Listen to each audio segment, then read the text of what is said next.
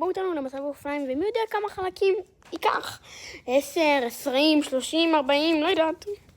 מזכירה יש דקות ויש בומים, ואמא שלי עדיין רוצה ללכת. אחותי שכחה את הקסדה, אז אני הולכת להביא לה עכשיו, והם מחכים לי למטה.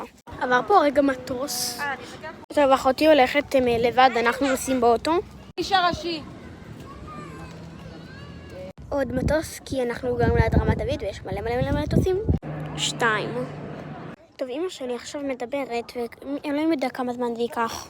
אמא שלי רוצה שנמהר, כי אני לא רוצה שאחותי תגיע, ותחשוב שאנחנו בסוף לא נוסעים. הנה הוא. יכול להיות שאני אעשה לכם חלק 2.